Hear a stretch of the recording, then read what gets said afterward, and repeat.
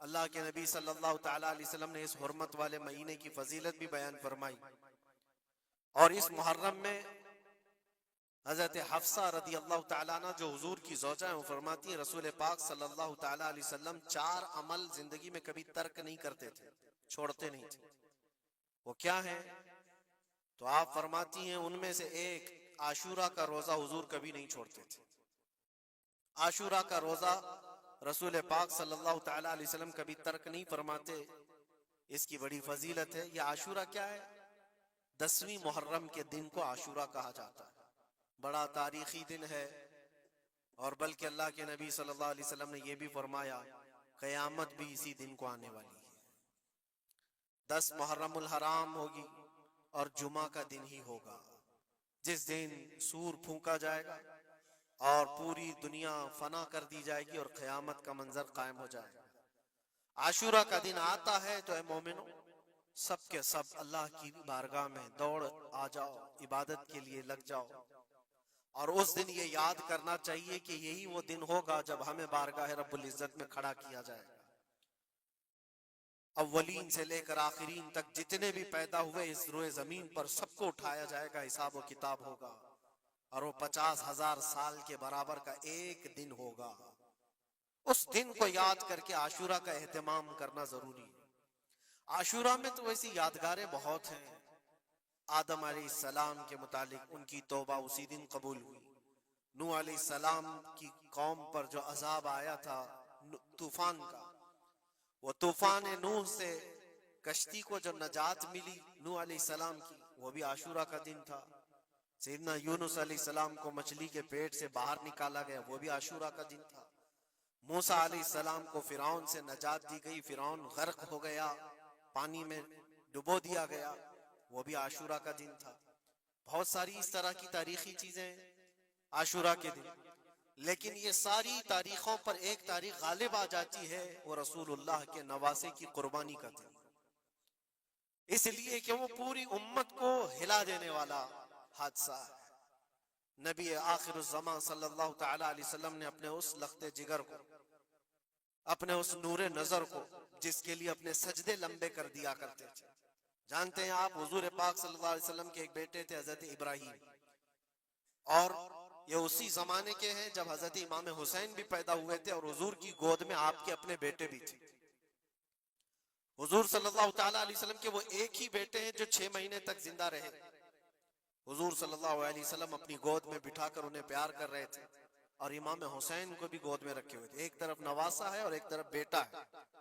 جبرائیل امین نے آ کر کے عرض کیا اللہ کے نبی صلی اللہ علیہ وسلم سے، کہا رب تبارک و تعالیٰ کی منشا یہ ہے کہ ان دونوں میں سے آپ کسی ایک ہی کو رکھ سکتے ہیں۔ اللہ کے نبی صلی اللہ علیہ وسلم نے امام حسین پر اپنے بیٹے کو قربان کر دیا۔ کہا اے جبرائیل حسین کو رہنے دو، اس لیے کہ یہ میری آنکھوں کا بھی نور ہے اور فاطمہ کی آنکھوں کا بھی نور ہے۔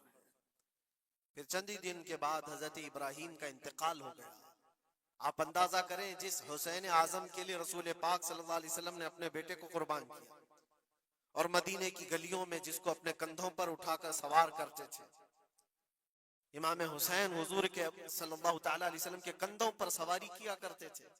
دوش نبوت جن کی سواری ہو، اندازہ کر سکتا ہے کوئی؟ اس حسین اعظم کے چرچے مدینہ طیبہ میں بچپن میں ہی عام تھے۔ صحابہ اکرام رضوان اللہ تعالیٰ علیہ مجمعین دیکھتے تھے، کبھی حضور صلی اللہ تعالیٰ علیہ وسلم مسجد نبوی تشریف لاتے تو یہ دونوں شہزادے حضور کے جبے پر لٹکے ہوئے آتے تھے۔ کبھی حضور منبر پر کھڑے ہیں تو ایک شہزادہ حضور کے ایک قدم کو پکڑا ہے، دوسرا دوسرے قدم کو پکڑا ہوا ہے۔ یہ تو ان کی پرورش تھی جو بچپنے کی تھی۔ صحابہ ان کی اس بچپنے پر رشک کیا کرتے تھے، اور صحابہ اکرام رضوان اللہ تعالیٰ علیہ مجمعین ادب حد درجے کا کرتے تھے۔ آپ کو میں بتاؤں ادب تو ایسا تھا اہل بیت اطہار کا۔ امام حسین کی عمر چھوٹی سی تھی، امام حسین، اور ایک زمانہ ایسا تھا جب حضور پاک صلی اللہ علیہ وسلم کے وصال کے بعد حضرت ابو بکر کا زمانہ آیا، 2.5 سال آپ نے خلافت کی۔ پھر اس کے بعد حضرت عمر کا دور خلافت شروع ہوا، اور حضرت عمر کے دور خلافت کو کون نہیں جانتا؟ ایسے روب و دبدبے والا خلیفہ کہ لوگ ان کی ہیبت سے کانپتے تھے، قیصر و کسریٰ کانپ رہے ہوتے تھے، بڑی بڑی فوجیں تھراتی تھی اس نام سے، حضرت عمر کے نام سے۔ ان کے دور خلافت میں ایک بار ایسا ہوا تھا کہ حضرت عمر کے بیٹے ہیں عبداللہ، اور ان کا اور حضرت امام حسین کا بچپن میں کچھ جھگڑا ہو گیا، چھوٹی عمر تھی، امام حسین کی بھی عمر چھوٹی تھی، عبداللہ کی عمر بھی چھوٹی تھی، دونوں تکرار کرتے رہے، کچھ نہ کچھ بات چیت ہوئی ہوگی۔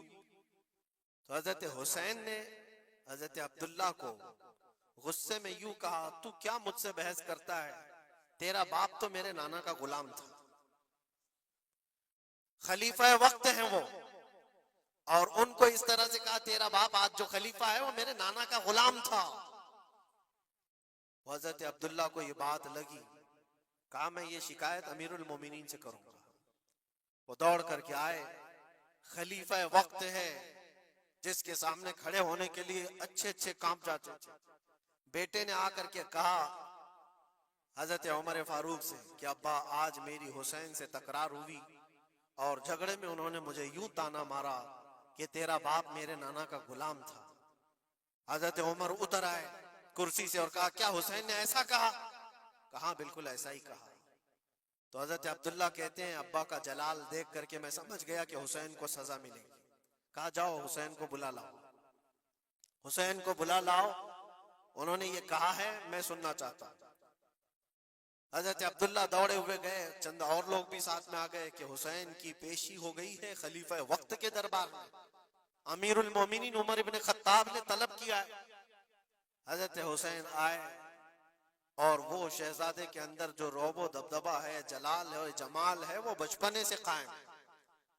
رسول اللہ صلی اللہ علیہ وسلم کا لعاب پاک جس نے پیا، خلیفہ وقت کے سامنے آ کر کھڑے ہوئے۔ حضرت عمر نے پوچھا حسین میرے بیٹے کو کیا آپ نے ایسا کہا ہے کہ تیرا باپ میرے نانا کا غلام تھا؟ حضرت حسین نے کہا ہاں میں نے کہا ہے۔ ڈر کس بات کا، خوف کس بات کا؟ جو کہا ہے وہ کہہ رہا ہوں، ہاں میں نے کہا۔ حضرت عمر نے کہا کیسے کہے بتاؤ، کس طرح سے تم نے کہا تھا، بول کے بتاؤ۔ حضرت حسین نے کہا میں نے عبداللہ سے یہ کہا تیرا باپ میرے نانا کا غلام تھا۔ حضرت عمر نے کہا اور ایک بار بولو۔ حضرت حسین نے پھر کہا عبداللہ تیرا باپ میرے نانا کا غلام تھا۔ حضرت عمر نے کہا اور ایک بار بولو۔ 3 بار بولنے کے بعد ان کے دونوں بازو پکڑ کر کے گھٹنے زمین پر ٹیک دیا۔ حضرت امیر المومنین کہتے ہیں میری بخشش کے لیے تمہارے جملے ہی کافی ہو گئے،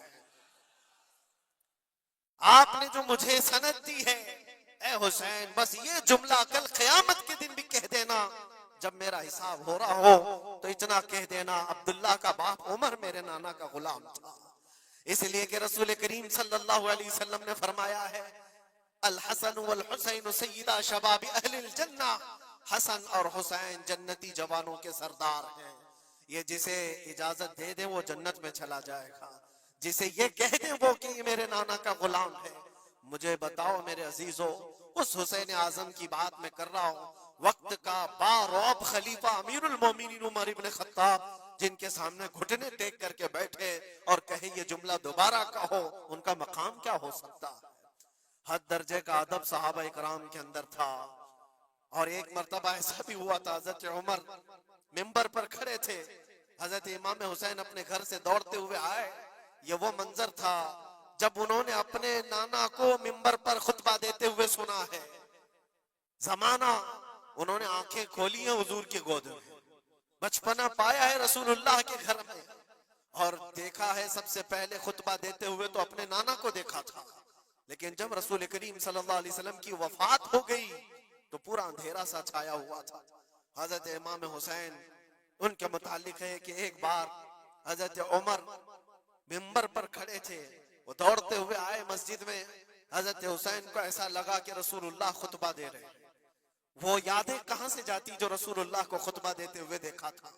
دوڑتے ہوئے آئے، دیکھا عمر فاروق خطبہ دے رہے ہیں، تو چیخ کر کے کہا کہ آپ میرے نانا کے ممبر سے اتر جاؤ، یہ میرے باپ کا ممبر ہے، اپنے باپ کے ممبر پر جاؤ، تمہارے باپ کے ممبر پر جاؤ۔ حضرت عمر اتر گئے، یہ نہیں کہ خطبہ قائم رکھا، فوراً اتر آئے اور شہزادے کو پکڑ کر کے رونے لگ گئے. سچ کہا ہے حسین، یہ ممبر تو تمہارے گھر کا ہی ہے، یہ ممبر تمہارے باپ کا ہے، تمہارے نانا کا ہے، اور انہوں نے یہ عزت بخشی ہے ہمیں کہ ہم اس ممبر پر کھڑے ہوتے ہیں. اگر آپ اجازت دیں تو میں خطبہ دوں، ورنہ میں یہیں بیٹھا رہوں. یہ مقام تھا امام حسین کا. بچپنے کی بات کر رہا ہوں. پھر انہوں نے کہا آپ خطبہ دیں. حضرت عمر خطبہ دینے لگے.